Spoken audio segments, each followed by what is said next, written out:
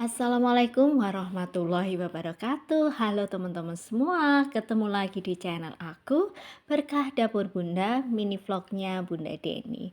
Ya teman-teman semuanya, ini adalah aktivitas aku di hari libur teman-teman semuanya.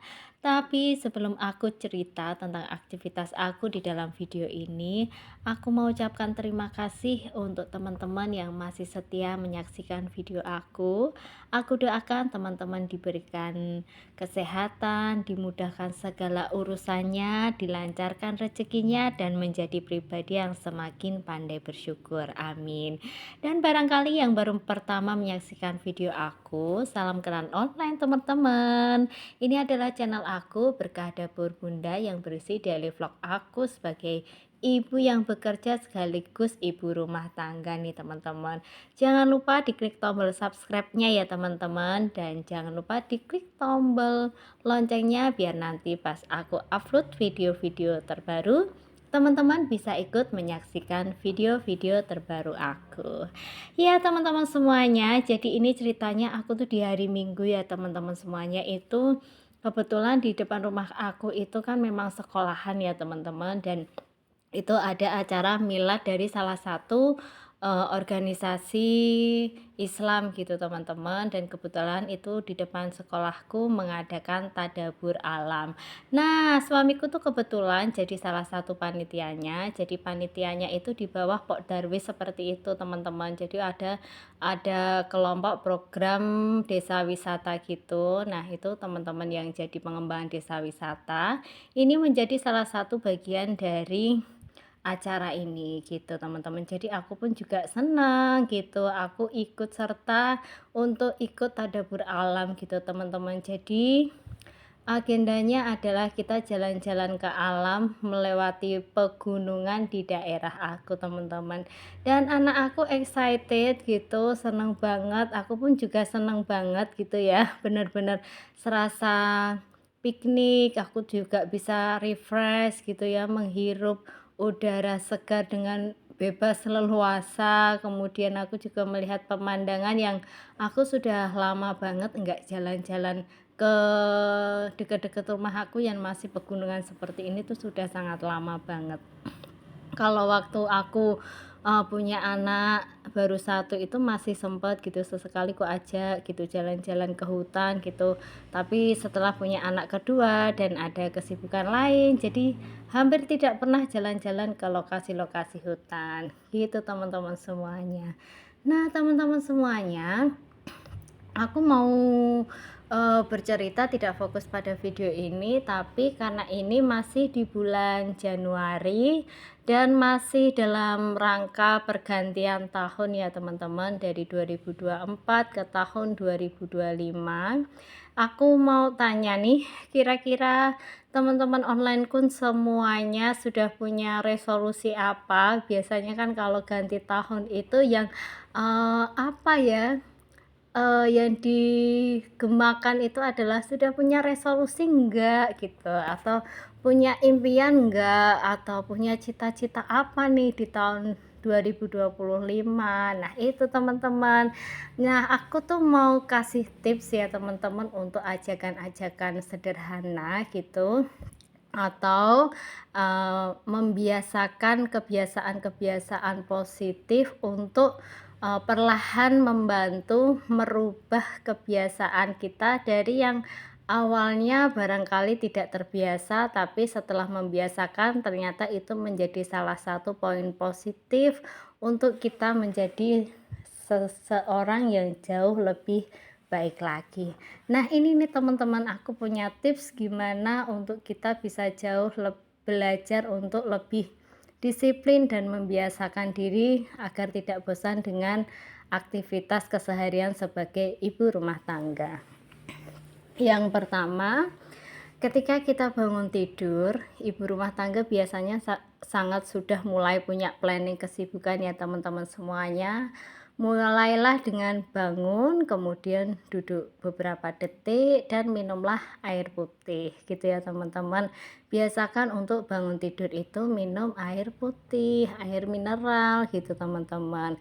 Nah kemudian kita bisa kemudian sholat barangkali, atau kalau enggak bisa langsung beraktivitas yang lain gitu teman-teman semuanya.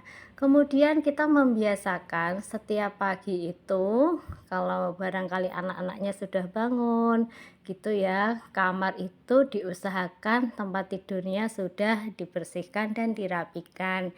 Jadi kita sudah mulai tuh punya apa ya, mood yang jauh lebih bagus. Jadi mulai dengan melihat ruangan tempat tidur kita itu sudah mulai rapi. Dan yang ketiga ya teman-teman, kita membiasakan untuk bangun jauh lebih pagi agar kita tidak mudah terburu-buru untuk membagi waktu. Nah, salah satu hal yang aku rubah agar pagi tidak terburu-buru adalah sebelum tidur aku membiasakan untuk malam itu dapurku sudah bersih gitu ya. Artinya aku tidak meninggalkan cucian-cucian piring, cucian-cucian sendok atau barang-barang kotor di tempat cuci piring aku gitu teman-teman.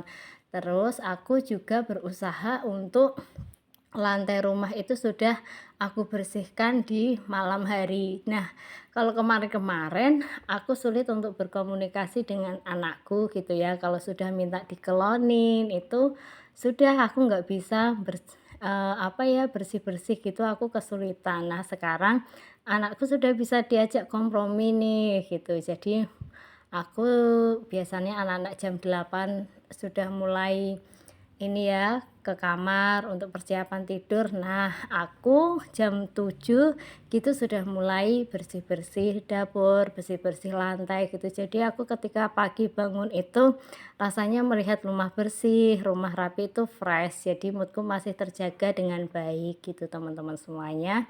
Terus karena aku punya anak-anak juga ya teman-teman. Jadi anak-anak aku mulai aku ajarkan untuk mereka seperti di dalam video, mereka ikut mengerti tentang tanggung jawab mereka gitu. Jadi mereka diikut sertakan dalam tugas-tugas sederhana keseharianku gitu teman-teman semuanya.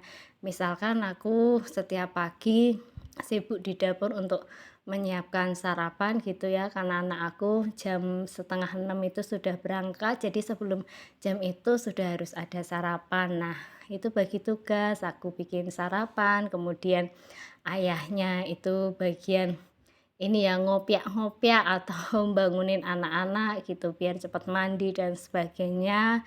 Kemudian nanti ayahnya yang nganterin ke tempat penjemputan gitu, terus aku yang tugas untuk megang anak yang kedua sambil bersih-bersih gitu. Pokoknya ada pembagian tugas gitu teman-teman. Jadi mulailah teman-teman kalau barangkali sekarang masih sepertinya pahlawan atau menjadi Ultraman di rumah ya bagi ibu rumah tangga, mungkin bisa dikomunikasikan untuk duduk bareng, makan bareng, kemudian dibicarakan untuk bisa berbagi tugas-tugas sederhana.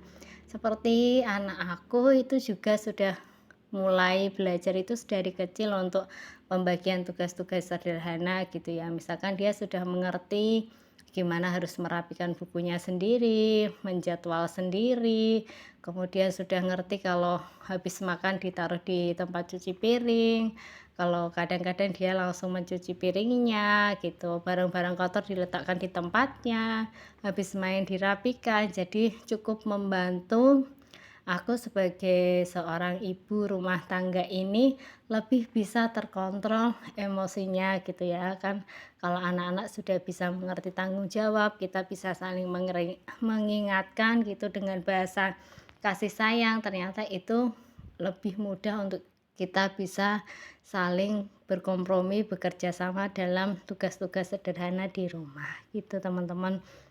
Terus kemudian juga kalau yang ibu rumah tangga full time gitu ya, artinya betul-betul full jadi ibu rumah tangga gitu, carilah kegiatan positif gitu ya. Barangkali kalau tugas-tugas rumah tangga sudah selesai, cari kegiatan positif. Bisa jadi, oh lihat YouTube yang berisi informasi-informasi positif, informasi yang membangun gitu ya, atau sejenak rileks dengarkan musik kesukaan atau barangkali nyanyi-nyanyi di rumah gitu ya.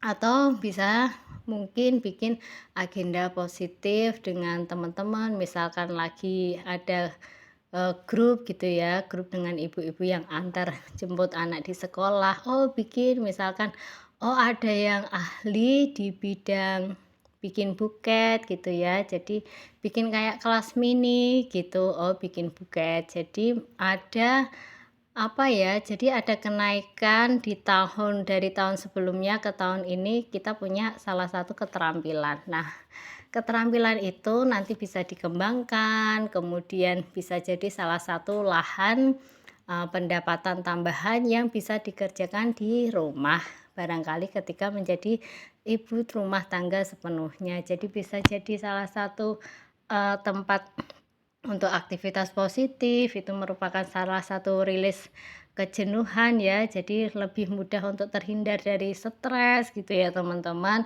Kemudian juga bisa ada, ini ya, pemasukan tambahan gitu. Yang jelas lakukan mulai fokus pada aktivitas-aktivitas positif yang membangun, yang lebih membawa pada pemikiran yang positif, kemudian perasaan yang positif gitu teman-teman. Nah, selanjutnya ya teman-teman, itu yang sangat perlu, dicatat adalah bagaimana bisa meningkatkan lagi nilai-nilai saling memiliki di dalam rumah. Jadi ketika ada ibu rumah tangga yang bekerja atau barangkali ada yang, eee, ibu rumah tangga sepenuhnya, kemudian suaminya kerjanya jauh gitu ya, long distance married gitu, mulai diajak untuk berkompromi, kesepakatan bagaimana komunikasi yang bisa terjalin itu bisa terjalin dengan positif, bagaimana menggunakan waktu-waktu di sela-sela untuk bisa teleponan, ngobrol, atau barangkali bisa video call gitu ya, sehingga rasa memiliki di dalam keluarga itu walaupun jaraknya jauh masih ada nilai-nilai perasaan saling memiliki sehingga dukungan satu sama lain itu masih selalu ada gitu perasaannya. Jadi tidak merasa menjadi seperti Superman atau Superwoman atau sejenisnya gitu ya teman-teman.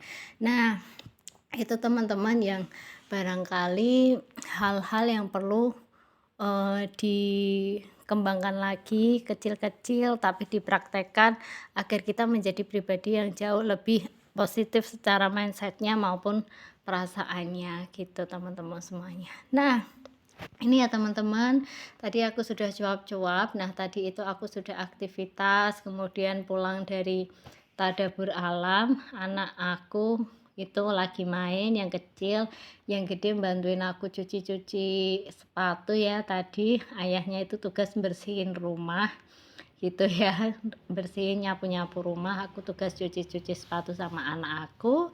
Habis itu aku mandi, kemudian aku masak nih teman-teman. Kalau teman-teman kira-kira sudah punya resolusi yang seperti apa tuh teman-teman? Kalau aku ternyata di tahun-tahun yang dulu-dulu barangkali banyak sekali plan-plan, impian-impian besar gitu ya teman-teman. Cuman di tahun ini aku lebih landai gitu kalau yang aku rasakan gitu ya teman-teman. Karena barangkali 3 tahun terakhir aku melewati fase-fase, menurutku fase-fase yang luar biasa seperti roller coaster gitu teman-teman, karena banyak hal-hal yang luar biasa di kejadian kehidupanku yang membawaku lebih lebih let it flow gitu, apa ya, jadi eee, lebih semeleh gitu bahasanya teman-teman semuanya.